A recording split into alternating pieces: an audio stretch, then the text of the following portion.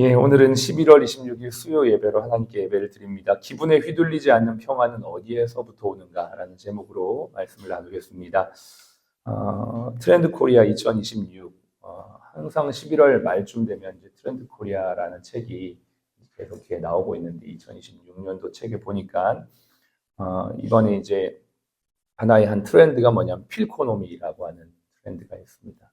사람들이 물건을 사는 게 아니라 기분을 산다는 거죠.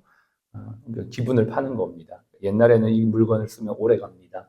가성비가 좋았습니다. 이렇게 해서 물건을 팔았다면 지금은 이 물건을 사면 내 기분이 좋아진다. 내 기분이 나아진다. 그래서 물건을 사서 어떤 그 물건에 대한 기능이나 어떤 그런 것에 만족하는 게 아니라 이걸 샀을 때 느끼는 기분. 그러니까 이걸 사서 기분 전환을 취하기 위해서 물건을 사는 것이 2026년도의 새로운 트렌드다라고 이제 얘기를 합니다. 이제 한편 그런 것 같아요. 실제로 많은 광고 카피를 보더라도 그러한 어떤 기분이나 사람의 어떤 감정.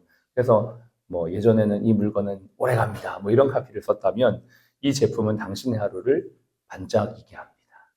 이렇게 카피를 쓰는 거죠. 그래서 기분을 전환시키는 그런 어떤 기분 마케팅을 펼친다는 것입니다. 저기압일 때는 고기 앞으로. 고깃집 이름이죠. 저기압일 때는 고기 앞으로. 네, 당신은 오늘 고기가 땡긴다. 네, 간판을 지나가다가 보면은, 저거 보면은 고기가 안 땡기는데 왠지 고기가 땡기는 거예요. 나는 오늘 고기가 땡기는 것 같아. 기분이죠. 기분으로 판매를 하는 것입니다. 기분이라는 건 어떤 명확한 개념도 없고요. 공적인 정의된 개념도 아니에요. 지극히 주관적이고 시대 변화적입니다. 그러니까 이것은 유동적이라는 것이죠. 그리고 그러면서도 인간만이 가지고 있는 유일한 감정이 기분입니다. 필코노미, 기분 플러스 이코노미를 합친 시대에서는요, 가성비보다는 감성비를 따지고 가격표보다는 감정표가 중요하다고 해요. 얼마냐, 이 가격이 얼마냐, 이게 중요하지 않고 이게 느낌 있냐, 감성적이냐, 이게 중요하다는 것이죠. 인공지능이 지배하는 시대일수록 오히려 가장 인간적인 영역이 과연 뭘까? 감정과 기분이라는 것이죠. 그래서 참 아이러니해요. 인공지능이 과학기술이 막 발전하는데 그것의 가장 대척점이 바로 인간의 기분과 감정이라는 거예요. 이 과학이 발전하면 기분이나 감정이 무시가 될 것 같은데 전혀 그렇지 않고 오히려 딱 대척을 이루고 있습니다. 그래서 사람들은 이것으로 마케팅을 하고 이것을 판매하고 이것을 돈을 버는 수단으로 사용하지만 성경은 이 시대적인 상황하고는 다르게 우리에게 기분이 아니라 평안을 주십니다. 평안을 약속하시죠. 그래서 돈으로는 편안한 잠자리는 살 수 있지만 돈으로는 평안한 잠을 살 수는 없습니다. 오래전 광고 카피 중에 침대는 과학입니다.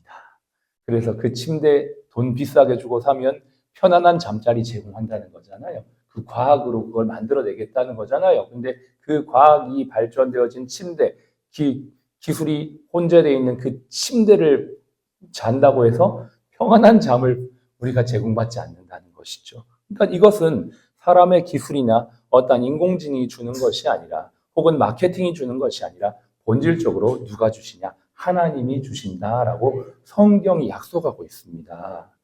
예수님께서 이렇게 말씀하셨어요. 내가 주는 평안은 세상이 주는 것과 같이 아니하다. 요한복음 14장 27절. 평안을 너희에게 끼치노니 곧 나의 평안을 너희에게 주노라. 내가 너희에게 주는 것은 세상이 주는 것, 즉 세상이 주는 기분, 세상이 주는 일시적인 편안한 잠자리와 같지 아니하고 영원한 평안을 준다. 그래서 정말 잠을 주신다. 그러므로 너희는 마음에 근심하지도 말고 두려워하지도 말라. 진정한 평안은 누가 주시냐? 바로 하나님, 우리 주님이 주신 줄로 믿습니다.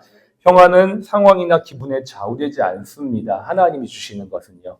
세상이 주는 건 그 물건이 주는 것은 그 일시적인 것이에요. 그때는 막 좋은데 그거 시간 지나면 없어져요. 그리고 없어지면 끝나는 게 아니라 더 큰 공허함이 밀려옵니다. 그래서 그걸 계속적으로 그러한 것들로 대체하게 만들지만 우리 주님이 주시는 건 변하지 않는 영원한 평안함이고 또 우리의 영혼을 다처럼 다 붙잡아주는 평안인 줄로 믿으시기 바랍니다.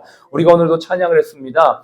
험악한 세상을 이길 힘이 어디서부터 오냐? 하늘로부터 임함이로다. 아멘. 그렇습니다. 이 세상 험악하잖아요. 얼마나 치열하고 바쁘고 분주합니까? 그리고 정말 멘탈이 하루에도 몇 번씩 이렇게 소위 요즘 말로 털리는 시대이잖아요. 그런 험악한 세상을 살아갈 수 있는 유일한 힘은 하늘로부터 오는 주님이 주시는 평안인 줄로 믿으시길 바랍니다. 이사야 26장 3절 주께서 심지가 견고한 자를 평강의 평강으로 지키시리니 라고 약속하십니다. 평강의 평강이라는 표현이 두 번이 이렇게 나오죠. 이거는 완전한 평강을 말해요. 성경에서 반복적으로 표현되는 거는 최상급을 말하는 거거든요. 그래서 주께서 심지가 견고한 자, 그러니까 주님 안에 깊이 있는 자에게 완전한 평강을 주시겠다. 그래서 주님이 주시는 평강은 완전한 평안, 세상 누구도 줄 수 없는 평안은 심지가 굳은 자에게 주신 약속인 줄로 믿습니다. 또 예수님이 주시는 평안은 모든 지각에 뛰어난 평강이라고 말합니다. 빌립보서 4장 7절 모든 지각에 뛰어난 그리스도의 평강이라고 되어 있죠. 네. 근데 그 6절의 앞에 보면 그 지각, 모든 지각에 뛰어나다는 건 인간의 지성과 이성을 초월한 하늘로부터는 초자연적인 하이퍼피스라는 거거든요. 그러니까 그냥 피스가 아니고 일시적이고 유한한 피스가 아니라 이 모든 걸 초월하는 피스인데 그것이 어디서부터 오냐면 6절에 보면 아무것도 염려하지 말고 모든 것을 기도와 간구로 간구하는데 감사함으로 구하라고 말씀하십니다. 아, 그렇군요. 하나님께서 우리에게 일관적으로 말씀해 주시는 건 내가 주는 평안은 세상이 주는 것과 다르다. 그리고 내가 주는 평안은 견고한 닷과 같다. 내가 주는 평안은 모든 지각을 초월하는 하이퍼 평강이다. 근데 이게 어디서부터 오냐면 감사하며 기도할 때 온다. 아, 그러면 우리는 또 이렇게 생각을 하게 됩니다. 이 감사는 어디서부터 올 수 있는가? 여러분, 세상의 감사는 조건에 따라 오죠. 여건에 따라, 환경에 따라 감사할 때도 있고 안 그럴 때도 있습니다. 예를 들어 우리가 일을 할 때 오늘 일이 잘 돼요. 감사가 돼요. 근데 일이 안 돼, 오늘따라. 예를 들어 진료하는데 되게 막 환자가 힘들고 수술하는데 여러 가지 꼬이고 또 어떤 행정을 처리하는데 내 마음 같지 않고 예상치 못한 일이 막 치고 들어오고 이럴 때 상황에 따라 우리의 감정은 변화되며 감사는 없어지게 됩니다. 그런데 우리가 그러한 상황과 여건을 초월하여서 감사할 수 있는 것은 영원하고 변함없고 한결같은 사랑에 근거할 때 감사할 수 있어요. 그 사랑은 우리 주님이 우리를 향하신 사랑입니다. 아시다시피 로마서 8장에 보면 하나님께서 우리에게 어떤 사랑을 보이셨냐면 자기의 아들을 아끼지 아니하고 우리 모두를 위해 내어주셨다라고 말씀하십니다. 그렇습니다. 아, 오늘도 우리가 감사할 수 있는 유일한 이유와 근거는 영원하고 신실하고 변함없이 우리를 향한 독생자를 주기까지 내어주신 아버지 하나님의 사랑 때문에 우리가 감사할 수 있는 거예요. 내가 지금 조금 어려운 상황이고 불편한 상황이고 어려운 어떤 현실 가운데 있다 하여도 하나님께서 우리를 향한 영원하고 변함없는 그 한결같은 사랑하심이 있다는 걸 믿을 때 우리는 감사하며 아뢰일 수가 있는 거죠. 여러분, 이것을 우리가 전제하고 모든 것을 다 안에 넣어서 적용하기를 바라요.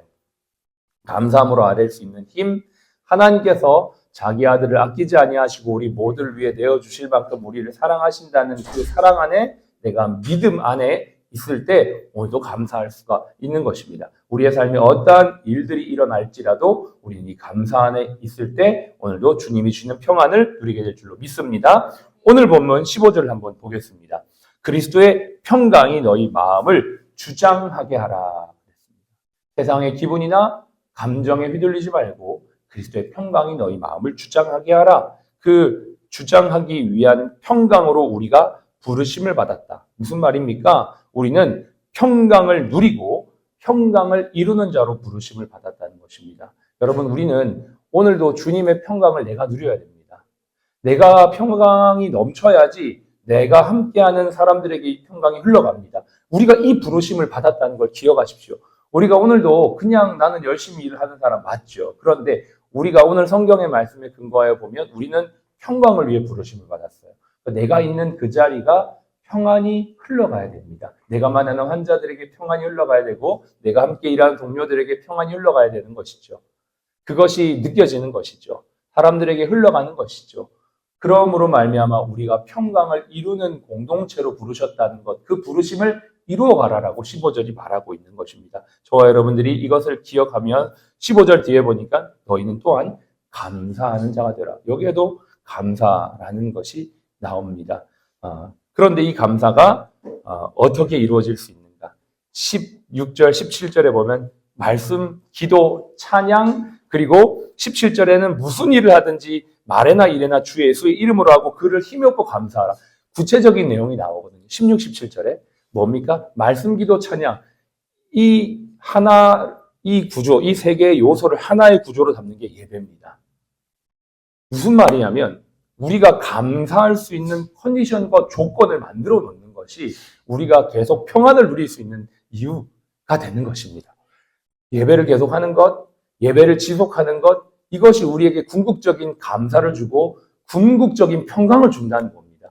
이 구조를 만들어 놓는 것이 매우 중요하고 이 구조는 하나님께서 이미 우리에게 안식일을 거룩하게 지키라라고 하는 그러한 말씀으로부터 만들어 놓아진 세팅되어진 구조입니다. 근데 워낙 우리의 삶의 구조가 바쁘고 분주하니까 일주일까지 가기에 너무 힘들어요. 우리의 영적 상태가. 그것을 견뎌내기가 힘들어요. 평강을 금방 잃어버린다는 거예요. 아마 창조 그 당시에는 이렇게까지 세상이 산업화가 되고 분주하지 않았기 때문에 일주일의 텀을 가지고도 어떻게 보면 충분히 안식을 누리고 평강을 누릴 수 있는 구조였을지 모르지만 지금은 일주일까지 가버리면 우리의 영혼이 너무나 메말라 버립니다. 그래서 하나님께서 매일 말씀, 기도, 찬양이라는 구조를 우리 가운데 허락하시고 이 예배의 삶으로 우리를 넣어 놓으셨어요. 여러분 어떤 상황에서든지 내가 직분을 맡아서든지 내가 촬영을 해서든지 내가 어떤 대표 기도를 맡아서든지 내가 사회를 해서든지 여러분이 예배자로 있잖아요. 그 구조 안에 있다는 것 자체가 은혜입니다. 진짜입니다. 그러니까 내가 예배를 지키는 게 아니라 예배가 나를 지키는 거예요.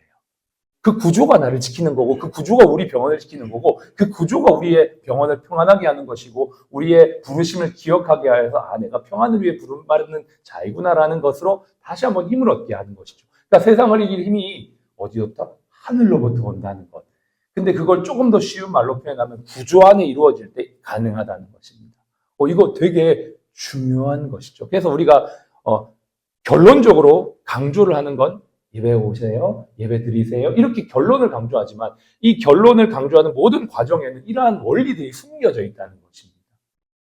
그래서 그렇구나 이걸 깨닫고 그러면 내가 여기 결론에 집중하면 내가 이러한 하나님의 평강을 누리는구나라는 베네핏을 가지게 되죠. 여러분 이것은 첫 번째 여러분에게 가장 유익이 됩니다. 어저께 헬스조선 기사를 보니까